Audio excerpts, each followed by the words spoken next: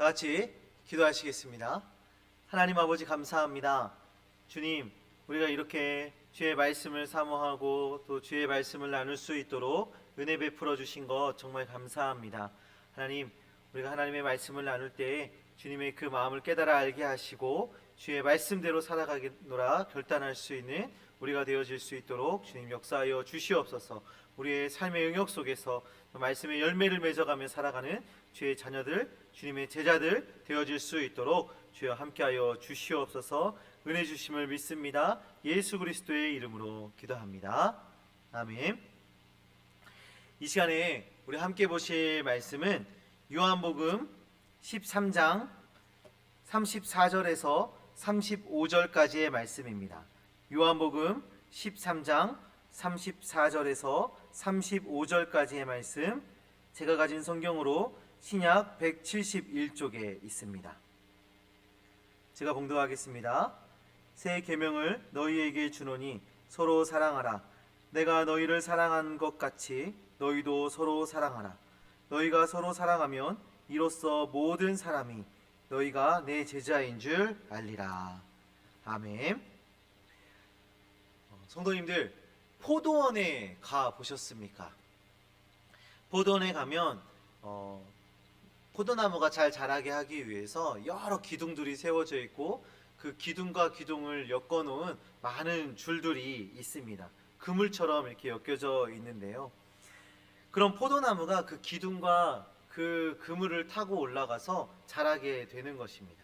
그리고 거기에서 열매를 잘 맺게 되는 것이죠. 사실 포도원에 있는 구조물이 그 포도원의 목적은 아니죠. 그 기둥과 그 그물처럼 엮여 있는 그 줄들이 그 포도원의 목적이 되는 것이 아닙니다. 포도원의 목적은 그 포도나무에서 열매를 맺게 하는 것이 목적이 있는 것 아니겠습니까? 교회도 마찬가지입니다. 교회의 건물과 교회 내에 있는 어떠한 시스템, 이런 것들이 교회의 목적이 되는 것이 아니죠. 그것을 통해서 열매 맺어지는 그 열매가 목적인 것입니다. 그러나 간혹 우리는 교회의 겉모습, 교회의 시스템을 보면서 이런 것들이 잘 되어 있어야 좋은 교회다라고 착각할 때가 있습니다. 이런 모습은 뭐냐면요, 그 포도원에 있는 기둥과 그 그물처럼 엮여 있는 그 줄들을 보면서 아, 멋진 포도원이다, 참 풍성한 포도원이다 라고 말하는 것과 같은 것입니다.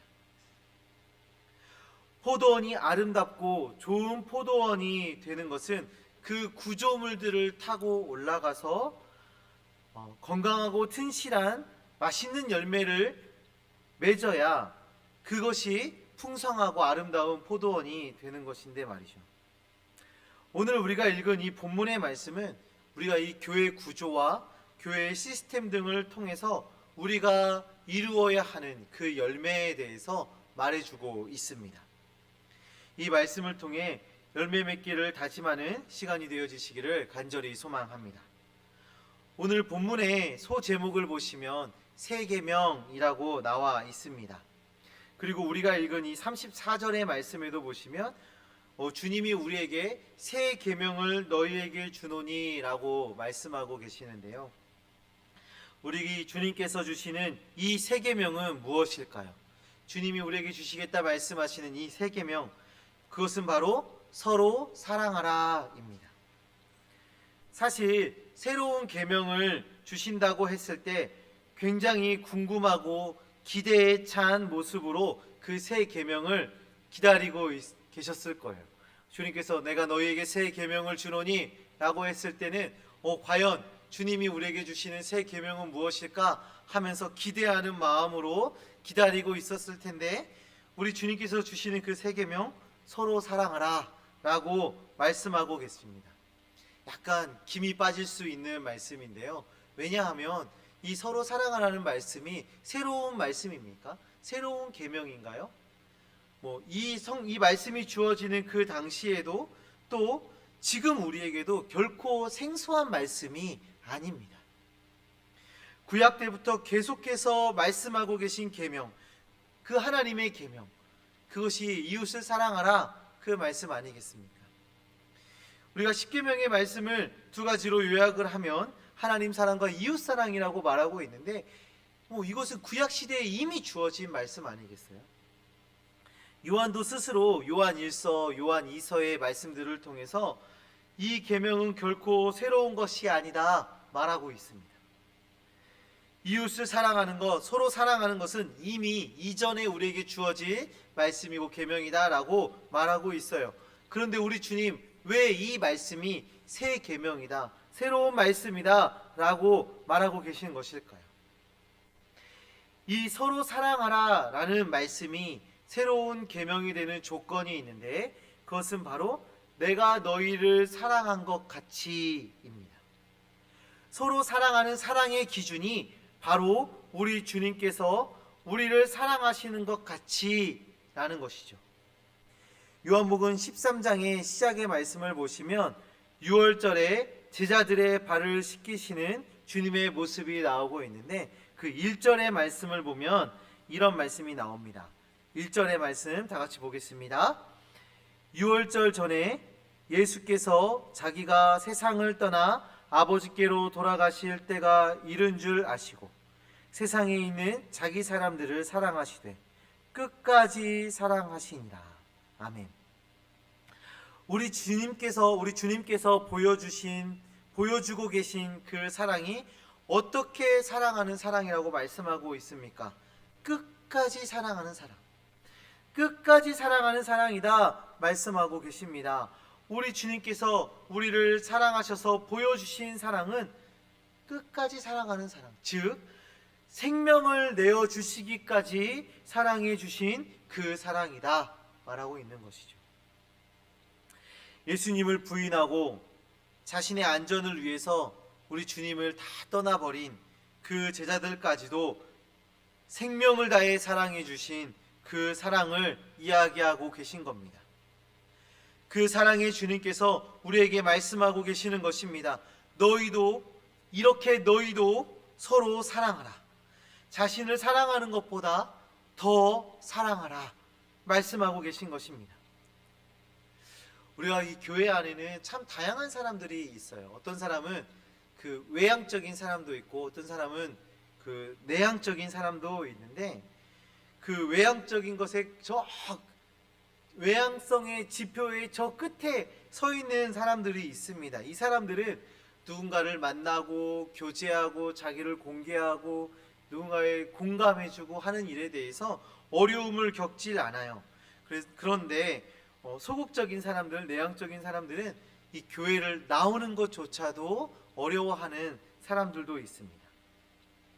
그래서 이 적극적인 사람들은 교회 안에서 모임을 갖고 기도 제목을 나누고 교제하는 일에 쉽게 하지만 반면에 이 소극적인 사람들은 그런 일들에 대해서 부끄럽고 어려워하게 되는 것이죠. 또한 각각 다른 은사들을 가지고 있어요. 간혹 제가 이제 교회에서 여러 성도님들을 만나다 보면 다른 세상 사람 같아 보일 때가 있습니다. 제가 할 수 없는 일들을, 제가 어려워하는 일들을, 제가 알지도 못하는 일들을 너무나도 쉽게 척척 해내는 우리 성도님들의 모습을 볼 때마다 저분은 다른 세상 사람이다라고 느껴질 때가 있어요. 이렇게 성격도 각각 다르고 재능도 다 차이가 있는데 우리 주님은 우리의 그런 모습 속에서 각자의 다름의 모습 속에서 서로를 보게 하시고 그 서로를 사랑하게 하십니다. 끊임없이 그 사람에게 집중하고 그 사람을 사랑하라 말씀하고 계신 거예요. 지금은 우리가 함께 모여서 예배하는 것이 지금 어려운 상황 속에 있습니다. 근데 이제 조금씩 정상화를 향해서 우리가 가고 있는데요. 우리가 다시금 교회로 나올 때, 우리가 모임을 갖고 교제하게 될 때, 말씀을 듣고 기도하며 하나님의 은혜를 누리며 이제 나오게 될 텐데요. 그때 우리가 이런 생각을 하셨으면 좋겠습니다. 물론 우리가 은혜를 받기 위해서, 은혜를 누리기 위해서 나오지만 그 동시에 우리는 사역을 하러 나오고 있는 것이다 라는 것을 기억하셨으면 좋겠습니다. 기쁜 일이 있는 성도들과 또 함께 기뻐하고 슬픔 가운데 있는 성도들과 함께 슬퍼할 줄 아는 그 사역을 감당하기 위해서 우리가 모이는 것이다. 그런 생각을 가지며 나오셨으면 좋겠어요. 얼마 전에 제 딸이 어린이집에 가서 점심을 먹고 왔는데요. 브로콜리를 먹었다고 자랑을 하더라고요. 집에서는 브로콜리를 먹지 않거든요. 이 아이가 브로콜리를 먹지 않아요. 그런데 어린이집에서 브로콜리를 먹었고 그것을 저한테 막 자랑을 했습니다. 그러면서 저에게 한 말이 있는데, 맛이 없었는데 용기를 내서 먹었어 라고 하더라고요. 이 아이가 먹기 싫은 음식도 용기를 내서 먹어야 건강한 아이로 성장할 수 있듯이, 내가 성격이 다르고 재능도 다르고 너무 그런 다름 가운데에서 불편함을 느낄 수 있지만, 우리가 용기를 내서 내가 먼저 그를 섬겨주고 사랑하는 그런 섬김과 사랑을 실행할 수 있을 때 우리가 아름다운 열매를 맺는 것 아니겠습니까? 서로 사랑하게 되면 나타나는 결과를 본문에서 이렇게 말하고 있습니다. 35절의 말씀인데요. 너희가 서로 사랑하면 이로써 모든 사람이 너희가 내 제자인 줄 알리라. 우리가 서로 사랑할 때 비로소 제자다움이 나타나지는 것입니다. 사랑의 열매가 맺혀져야 하나님의 교회가 되는 것이고, 사랑의 열매가 맺혀져야 우리가 예수 그리스도의 제자가 되는 것입니다. 사랑하는 성도님들, 이제 곧 있으면 우리가 모이게 됩니다. 예배가, 우리의 모임이 정상화될 것입니다. 그런 희망이 이제 보이고 있습니다.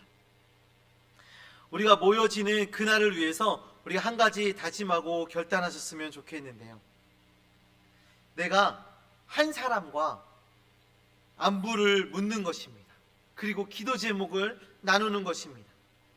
이전에 친하게 지내셨던 분들과는 당연히 그런 교제를 나누시겠지만, 그러지 않은 분들, 이전에 내가 친하게 지내지 않으셨던 그분들 중에 한 사람과 내가 안부를 묻고 기도 제목을 묻는 일을 해야겠다 결단하셨으면 좋겠습니다.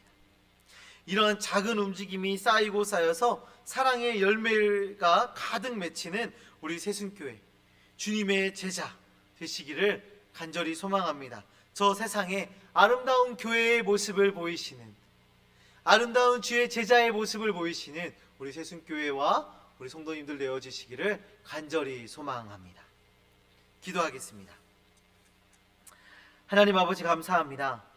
주님, 주의 말씀을 통하여서, 주의 가르침을 통하여서 우리가 서로 사랑해야 함을 다시 한번 깨달아 알게 하신 것 정말 감사합니다. 하나님, 우리 주님께서 우리에게 보여주셨던 것처럼 끝까지 사랑하는 그 사랑, 나보다 남을 더 사랑하는 그 사랑, 저 우리가 실천할 수 있도록 우리에게 지혜와 능력을 허락하여 주시옵소서. 주님, 우리가 다시금 모여질 때에, 함께 예배할 때에, 물론 하나님의 은혜를 사모하며 나오지만 우리 이웃을 사랑하고 우리 성도들을 사랑하고 그들을 품에 안아주며 그들과 함께 기뻐하고 함께 슬퍼하는 그 사역을 감당하는 사역자의 마음을 허락하시고, 그 사역자의 마음을 가지고 주님 앞으로 나아올 수 있도록 주님 역사하여 주시옵소서. 우리 새순교회가 사랑이 넘치는 교회 되기를 원합니다.